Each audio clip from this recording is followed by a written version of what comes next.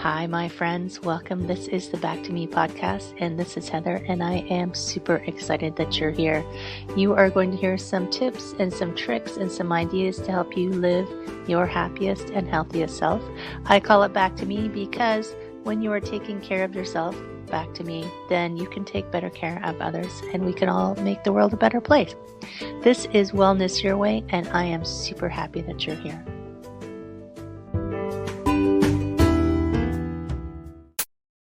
Hello, my friend. Welcome, welcome, welcome. This is, of course, the Back to Me podcast. And we are going to talk one of my favorite topics today, believe it or not, which is going to be kind of weird because you'll say, really, Heather, that's your favorite topic? But it is, because the more you know, and the more you can decide how you want to live. So today, see if I get it right. Alison Bladh. Yes? Yes, that was right. Well done. Yay! Woohoo! I had to write it down phonetically. I haven't learned Swedish yet. I'm working on French right now. But Alison, welcome. I put down that you're a nutritional therapist, but I feel like you're so much more than that. And we're going to talk. People are like, what are we going to talk about, Heather? But before we get to that, have you always been in this nutrition world, or what drew you into that nutrition world and using it to change things? Oh, thank you, Heather. It's really lovely to be here today. Yeah, brought me into nutritional therapy. My story really started when I was a teenager. So long story short, when I was a teenager, I suffered from acne. You know, I had very bad skin, and it's traumatic enough being a teenager, isn't it, without suddenly having loads of acne. And that really led me, even at that young age, led me down the route of, what can I do for my skin? Do I just have to take medication? So I started looking at my diet, lifestyle, all of those things, and made some adjustments and saw a difference in my skin. And that led me into kind of the hormone skin health area. So I initially trained and worked as an esthetician, as a beauty therapist for many years, specializing, because of my love of hormones, in women's hormonal skin health, because perimenopause, menopause comes along with it a lot of changes in the skin, and you can actually develop acne then. I very soon came to realize, working with women with skin health, that you needed that nutritional piece. You needed the lifestyle, like lifestyle medicine as well. So that's when I went back to university and trained and studied nutritional science, to have that in my toolkit so I can help women through the menopausal transition. So that's really, long story short, what made me study nutrition and functional medicine, because I work with a functional medicine model, really cool. Looking at the whole person. Right. And it is interesting because I remember before menopause came upon me and visited me, the only thing you really knew was hot flashes. You don't know about all of the other things. And at one point I said it could probably fit in a book. And I know that you've got your book coming out later. But one of my friends said, well, there is a book. And I said, what? Because I was having headaches and I didn't have acne. I had like the dry, patchy skin, and oh my goodness, hot flashes are just one thing. And I guess they're just the most famous one. I don't know. But when people think about, oh my gosh, I have to change my diet. And so what do you find is the most common, I guess, complaint that women come with? Is it hot flashes, or is it, I know you started in skin, but yeah, I mean, the women hot flashes is that classic symptom, isn't it, that suddenly kind of creeps up on you when you come into perimenopause, or can not all women experience, and some women just glide through and don't experience any symptoms, but that is quite uncommon. That's not fair. No. But a hot flash, or hot flush, as they're called as well, is a typical sign of hormone fluctuations, hormone declines. But I see with my clients, hot flashes is one of them, but things that really start to kind of creep in are things like anxiety, Mm. brain fog, lack of focus, and that kind of just mood swings and irritability. You find that your tolerance for things is way lower than it used to be. Weight gain, particularly around the stomach area, is another very classical sign of menopause. It tends, when we get over in our 40s as women, coming up to 45, a lot of women find that they put weight on the belly area. And that one of the there's many factors in the cause of that, but one of them is the hormone changes and fluctuations. I think there's over like 40 different menopausal symptoms, and it's a Wow. very individual journey for women. It can be itchy skin, joint pain. It's just so individual. But hot flashes, anxiety, sleep problems, that's a very common one as well. Is you wake up in the middle of the night, you find it hard to sleep, you have night sweats, which You're obviously. reminding me of all the things. So Yeah. I think I'm about 12, 10 or 11, 12 years officially post, like Mm. into full menopause. But I can remember all of those things. I can remember having to sleep with a towel underneath me all of a sudden because I would get so sweaty and thinking, I'm not changing my sheets right now, So my solution was sleeping on a towel. And this is so if anybody knows me, I'm not a person who tends to get upset at things, but my clearest memory was my husband brought my laundry upstairs for me in the basket. And I was really angry and I kicked it across the room. And I think people get divorced because of menopause because we don't understand how it's not really in our control. I mean, luckily I meditated for a long time. So inside my head, I'm thinking, who is this crazy person? So I didn't speak. And my husband, being very smart, didn't ask me anything. He just said, I'm going to bed now. And he left the room. And we didn't talk about it till the next day. But if you're not aware of all these things that are happening to you, it can seem like you're going crazy, right? Yeah, yeah, I totally agree with everything you said, Heather. It can really affect you, and that emotional side of it, with irritability, with mood swings. If you don't tend to understand what is going on, you do think that you're going crazy. And I think a point that you made there about people splitting up with their partner. It does happen because all of a sudden, you're in a way your personality changes a bit. I did a podcast recently actually with a lawyer firm because they'd seen this pattern. They specifically work with people that were getting divorced.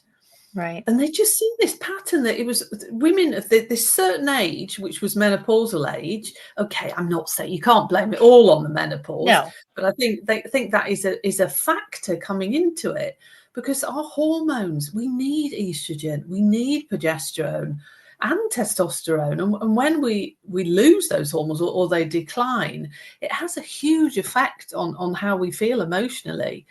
And it can make you irritable. You just have no tolerance for anything. And you become less happy as well. Right. So, it does affect relationships. So I think it's important, which I actually go into in my book, that how do you approach these subjects with your partner, with your friends, to say, this is what I'm going through. I'm not actually just changing as a person. This is a phase and this is what happens. Because some people really don't understand it, do they? I think it is difficult for men to understand. But if you know how to approach it and how to talk about it, then hopefully that you can work through it together. Well, women are mysterious in general to men. So Yeah. when we start down this different road, it's like reverse reverse puberty. It's like, who is this person? And I can remember I was actually having anxiety attacks at one point where I was trying to figure out if I could make myself sick so I didn't have to go and do something, which was something that I liked doing. and that I did all the time. But it was like, had that anxiety. It's like, can I make myself sick? Can I will myself to be sick? Like that is a kind of a crazy. And my friends took me out to the same friends I was supposed to be going to see. We went out for dinner and they said, "We thought you didn't like us anymore." I said, "Yeah." Oh, I said, "No, it's not you, it's me." It's just like this stuff is happening and I can't, I didn't have a way to manage it. no. And it's interesting, here in Canada anyway, the medical system, even though it's modern and well informed, I feel like they're overwhelmed and the doctors are too young. I had an argument with my doctor about hormones for about 20 minutes. And I said to her, "When you hit menopause, I hope you remember this conversation," because they don't, they only know what they can understand logically, and until you embody it, I think it's hard for people to understand, especially men. Like they have no context at all. And there's very little, I don't know, I live in Europe, but I think with the education that doctors get, there is very little education on actual menopause. And I totally agree with it. I mean, I'm astounded sometimes when clients of mine, they've been to their doctor for various things, and it's just the classical menopausal symptoms, and they don't even ask them anything about hormones. They'll send them off for some completely like random test where really, if you embraced it and said, "I do actually think you're in perimenopause or menopause," looking at it from that aspect, but they don't always think about that. It is getting better in Europe. There's been a bit of a menopause revolution here, and people are really talking about it more, and hormone replacement therapy, etc. But it isn't like that in many parts of the world. There's so much more needs doing in getting that knowledge out there to women. And I think the research that they're basing their decisions on currently is, here anyway, outdated, because it's very much on the side of ultra caution of like, it might cause this or this. But when you look at the percentages, you're like, I got a better chance of being hit by a bus. It's like, and I know there's some doctors in the US who are doing more research and advocating, but it takes a long time to shift this kind of mindset over to, let's actually, women are like, I feel sometimes like women's problems were always like, oh, let's not talk about that. Put them in the closet. They're just being a problem. And I think women take on that persona as well. Like they take on that identity of, I don't want to bother anyone with my problems. So for talking to friends and partners, like what kind of strategies do you help people with? Yeah, I mean, I do have group programs, but I also work very individually with clients. And, when you look at nutrition and lifestyle, it's really just, first of all, finding out what that person is doing in their life. And then when you come into menopause and you age as a woman, you just have to take better care of yourself. I have an 80-20 rule, which is if you do 80% of everything right in your life, as far as what you eat and, your lifestyle and exercise, all of that, you've got 20% that you can kind of play around with, where you can have that glass of wine or you can eat the chocolate or whatever. However, when you get over 40, or when you're like 45 and you're coming into perimenopause, it goes down to 90-10. Oh. So it kind of shrinks a bit. But you've still got 10%. There's a lot you can do with 10%, because you just have to look after yourself. And if you think that, because sometimes you think, oh, I'll be all right, what's she talking about? I can assure you, you will feel like that when you do get to that age and you just can't do the things that you used to. For example, wine. We all like, well, some of us like a glass of wine occasionally. I'm not saying you need to drink wine every night, but alcohol and menopause just do not mix. It makes you feel terrible, and it wakes you up in the middle of the night. It increases your hot flushes, night sweats, etc. So you Is kind it of have just to wine or is reduce. it all the alcohol? Sorry, Is it what did you is say? it just wine or is it all the alcohols? No, it is actually all alcohol. I just Oh, took wine as an darn example. it. Um, Not that I drink tons, but, you know. and you can't tolerate these things because your body is going through a big shift, and it's a big metabolic shift. And I think what we don't necessarily think about is that estrogen and progesterone is needed for every bodily system. We think of it as a reproductive hormone, which obviously they are reproductive, but they are needed for so much more. All bodily systems, heart, circulatory, brain, bone health, metabolic health. So when we lose these hormones and they start kind of in perimenopause, they're all over the place. It can become very unbalanced. But when you come into menopause and your ovarian function has stopped and you're not producing these hormones anymore, it has effect on our long-term health. So you need to really sit back and think, okay, what do I need to do now to look after myself a bit more? And when it comes to nutrition, I'm a very realistic person. I realize that we haven't got hours and hours to spend in the kitchen, so it has to be easy. Yeah, And it's about eating whole foods. If you're only going to do one thing, try to reduce ultra processed foods in your diet, packaged foods that are laden with sugar and damaged fats. We live in a very toxic food environment. Everywhere you go, it's just processed foods. And our bodies weren't made to eat like that. The human body we were made to eat real food. And real food, what's that? It's like vegetables that you can see, okay, that's a piece of broccoli. It right. doesn't come in a package with 10 different ingredients that you don't even know what they They are. haven't powdered it.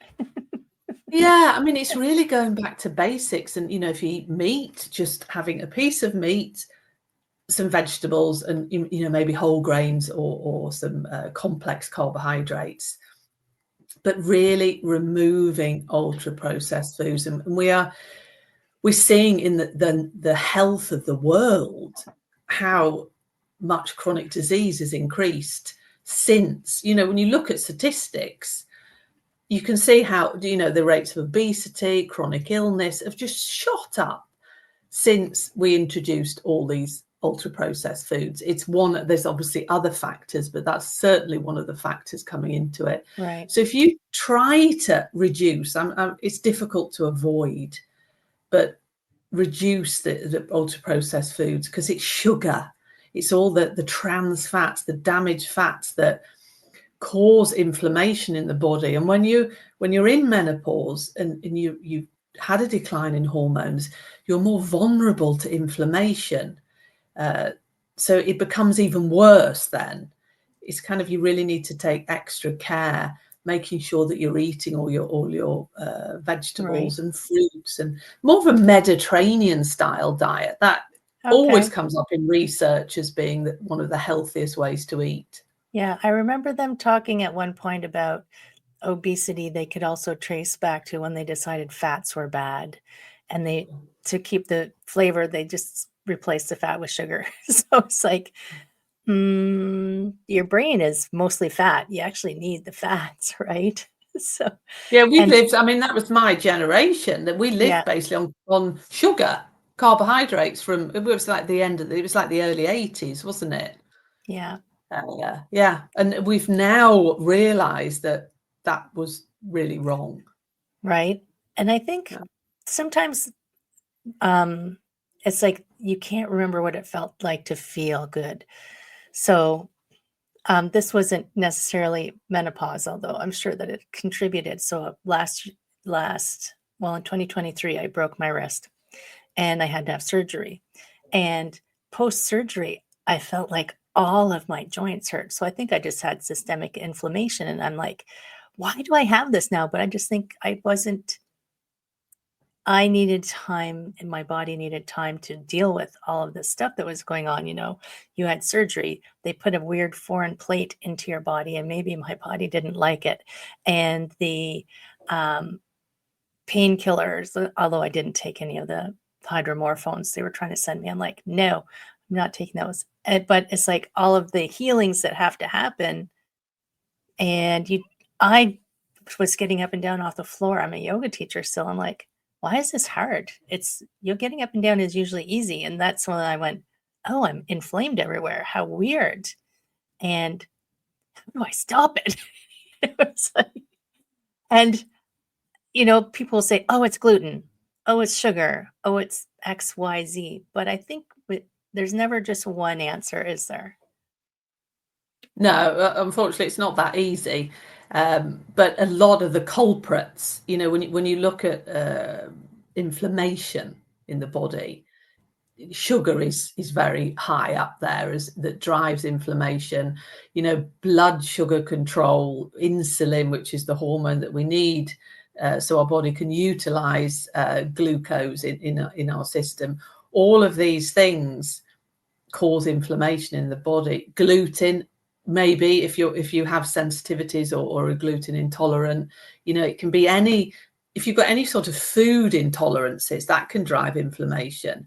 Right. But the big culprits are sugar, ultra processed foods, damaged fats, right. stress. It's also lifestyle factors can help drive inflammation. Now, is it the estrogen and progesterone, the adrenals theoretically take over from the ovaries at some point? Is that right? But because we're so stressed out and we're just pumping out the cortisol all the time, there's no room to produce the backups. It's no room for the backup system to turn on. Yeah, exactly. I mean, our bodies are amazing things, aren't they? If we just would look after them and let them do what they want to do, and all your body is trying to do all the time is create homeostasis. It just wants balance, but we bombard ourselves with so many things that cause unbalance. But what you said is totally correct, Heather. It's your body realizes that it needs estrogen and progesterone, and your adrenal glands will produce a very small amount of progesterone and estrogen. But what happens is when you're chronically stressed, which it seems like everybody is, the stress hormone cortisol is thought of as being, more important because that's like a survival, isn't it? To run away from something. So your body will produce cortisol first, and estrogen and progesterone go on the back burner, because they're not necessary. We need to run away from a tiger. Wow. So how do you feel about hormone replacement? Yeah, I mean, I'm absolutely pro hormone replacement therapy. It's a very controversial subject. I know.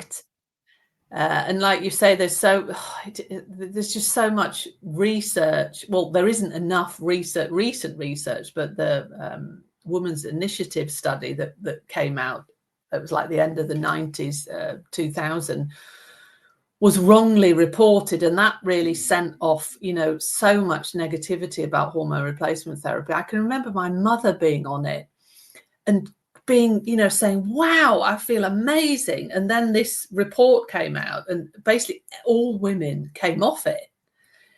And she just started feeling terrible again. Right. But there's so much that has happened in that area. And, hormone replacement therapy, when this report, that what they used to make it from was the urine of pregnant mares. Yeah. Whereas now, body identical hormone replacement therapy comes from yams. So it's not even the same thing. You can't liken those two products. More research is definitely needed. And I think it's what I say to my clients is get all the knowledge in front of you, all the things that you can use to help you. And then it's your decision.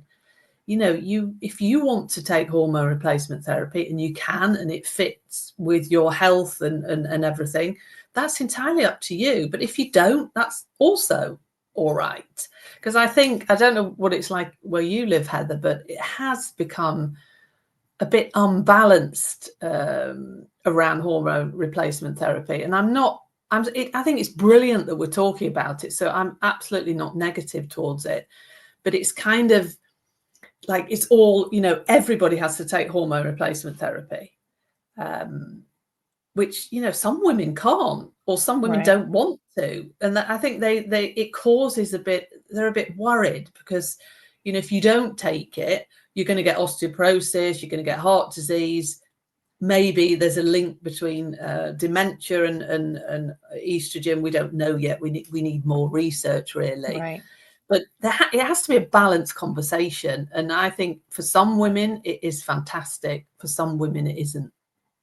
Yeah, and I think here it feels more like you have to give really good reasons why you want it because they're so hesitant to give it because I still think they're using the old research of all the detrimental things. And but as more of the female doctors are getting older, I think they're starting to realize, oh, actually, it could be okay. And I do remember I did take it for a little while before my doctor wouldn't give it to me anymore. And I suddenly felt like, wow, I feel like me again, was what I Yeah. felt like. And it's interesting when you like trying to wrap your head around, wow, my hormones have that much of an effect on who I am, right? And that your food does affect your hormone production because if we think about our bodies as these little factories, they need the proper, you know, inputs to build the right widgets for us, right? Yeah. Yeah. I mean, we So, are what I know it's quite like a cliche to say, but we are what we eat. That's what your yeah, body is made of. It nourishes you. right. And what about so trans fats are bad, sugar is bad. Well, not ideal. Let's not use the word bad. Sugar is not ideal for you, and trans fats are not ideal for you, and um, alcohol. What about, when you look at some things, it's like hydrolyzed proteins. Are those damaged proteins? No, I mean protein. No, but protein in general is. I mean, that's when you look at the macronutrients and nutrients. Protein is good. We want to eat protein, and how there's how you get your protein is quite it's a preference thing, really. Whether it comes from meat, whether it comes from fish, or if you don't eat animal products, you've got soya, you've got nuts and seeds, etc. But protein is really important for women, and we don't tend to eat enough of it, and it becomes even more important when you come into Mm. menopause because of muscle loss, bone loss. So really, what I say is you need to eat around about a palm size of protein with every meal, Oh, wow. um, because we don't eat enough protein. You really need to increase your protein a little bit more when you get older as a And what woman. about fiber? I saw some Yeah, ad fiber. go flipping by that said, you can solve your menopause problems with fiber. I'm like, Fiber is key, really, really important. And again, it's something that we don't tend to get enough of. You should really think when you look at your plate, you want your palm size of protein there. You really want half of your plate to be filled up with like vegetables, salads, which are rich in fiber, and then you want your healthy fats. Fiber is needed to keep everything going, and it also for women is crucial for elimination of estrogen, because when we've utilized estrogen we need to detoxify it, and if you're not eliminating things like you should, your body can reabsorb, and you don't want that, because you right. don't want that form of estrogen being reabsorbed. Cruciferous vegetables, brilliant for women. Cauliflower, broccoli, Brussels sprouts, cabbage, I love great. But they're broccoli. really, really a fantastic thing that women should eat. I've got And this really good fiber. Brussels sprouts and bacon recipe, by the way. Ooh, that sounds delicious. It is. Yeah.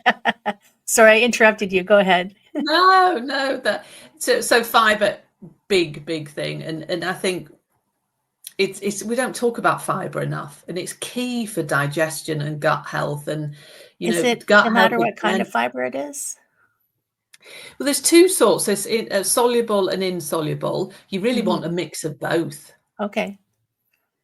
And if you're Yeah. eating a plant, lots of plant-based foods, if you're eating nuts and seeds, flax seeds, all of those things, that they're all great sources of fiber. But it's going back to the Mediterranean style diet, a very easy, fish, white meat, nuts and seeds, vegetables, fruits, legumes, beans, all of those sort of things, healthy fats, olive oil, nuts and seeds, avocados, coconut oil, good old butter. They're the fats that we want to be using.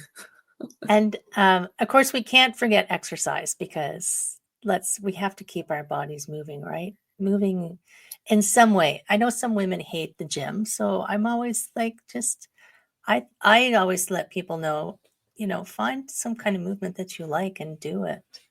because it's like the motion is lotion. Is that? Yeah, that sounds right.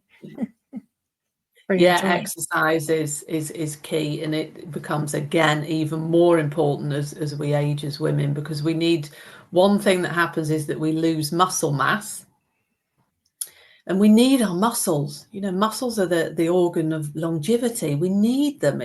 You really need to keep them, and lifting things. And like you say, Heather, you don't have to go to the gym. It's not everybody wants to go to the gym, but just it's like resistance training. If you have something that you can lift, I actually have some dumbbells by my kettle in the kitchen. So every time I put the kettle on, because I'm British, I drink drink a lot of tea, I just get them and lift them. And okay, it might only, how long's a kettle to boil? Doesn't take that long. But if you do that a few times a day, you're working on your arm muscles. So it doesn't have to be, a 2-hour workout in the gym. But lifting things is very important for women, and also for bone health, because Right. that Yeah. can decline. Resistance training, I think, becomes more important than cardiovascular to some degree as you get older because of that. I remember I learned in my 30s about the loss of muscle mass, and I said, no way, I'm not doing that. So I'm 58 now, and I lift weights 3 times a week. Now, I know that's not everyone's jam, but I'm going to keep this body working properly for a really long time. Even when I had a cast on my hand, I was finding ways to keep that arm strong, even though I couldn't use my hand. Oh my goodness. So these bodies, I love these bodies. They're so interesting. They're so intricate. There's so many fun things they can do. And I want to keep mine doing all the fun things. Now I know you have a special gift, the 7-day meal plan. Yes, it really brings together everything that we've been talking about, and it's a 7-day reset meal plan for menopausal women, well, women 40 plus. And it's really going into, the style of eating, what you should be thinking about, all the wonderful proteins and fats and everything. And it's actually got a shopping list in there as well, so you've got everything that you need to buy. And you can follow it, or you can just take out the recipes and just try them as you like. So if any of your listeners want to download that, then I'd be more than happy. Yes, I'm going to put the link in the show notes, friends. Don't worry. I'm going to go get it because even though I'm fully into menopause, I still have some random symptoms that I wouldn't mind getting rid of, or at least mediating. And it's I always feel like information just helps you navigate through life, right? The more you know, the better decisions you can make. Because probably Absolutely. probably the 7-day meal plan is good for everybody. Yeah, it is. I mean, it's that style of eating is healthy for everybody. Right? So you Yeah. can just sneak it in and just tell your husband it's for you, and he's gonna do it to support you, and you'll see him get healthier too. Exactly.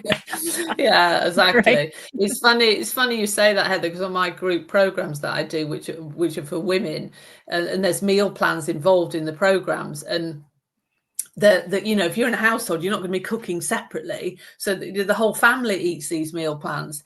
And it's wonderful to see, because not only does the woman feel better, but all of a sudden, like, the husband and the children and everybody's feeling much better. Right? So yeah, yeah. Brilliant. That's brilliant. Oh my Yeah. goodness. That's so awesome. And where do they find you? Your website is My website is alisonbladh.com. That's Bladh. I'm on all social media. If you just look for Alison Bladh, you'll find me virtually Alison everywhere. with one L. One L, yes. One L. Okay. And that will all be in the show notes so that we can make sure that if you're driving, you don't have to get into an accident to get this. And thank you so much, Alison, for coming and sharing and spreading the good word to the world. My goodness, it's so valuable to have all this information. But before we go, you may or may not know, I always give my guest the final word of wisdom or words. Do you have a final thought to share with the audience? Final thought. You know, one thing that I always say to people is, don't regret getting old, because it's a privilege denied to many. So good. Oh my gosh, perfect. Love it. Thank you so much. Thank you so much for coming and sharing. Friends in podcast land, I bet you know somebody who needs this podcast. So send it over to them with some hearts. Tell them you love them. Tell them that you will join them in the 7-day meal plan if they're willing to try it. Subscribe, like, comment. We love you, and we will see you next time. Thank you.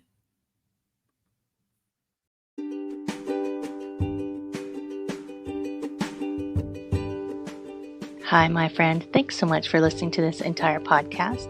If you found it useful and you're like me and you like helping others, please feel free to share this. Give it a like, give it a comment. If you found something useful in it, there's a chance that someone else will find something useful as well. Also, if you have any questions at all, I can absolutely help, and I would love to help. You can email me at heather@prosperityflowcoaching.com. If you want more of this awesome content, you can follow me on Instagram, Heather Stewart Coaching. You can follow me on Facebook, Prosperity Flow Coaching. And I have a personal request. I want to help as many people as I can with these podcasts. And if you could give me a review, hopefully a good one, if you could share, if you could send this out into the world, I would truly appreciate it. I hope you have an amazing day, and I hope that you find your way to wellness by getting back to me. Take care, my friend.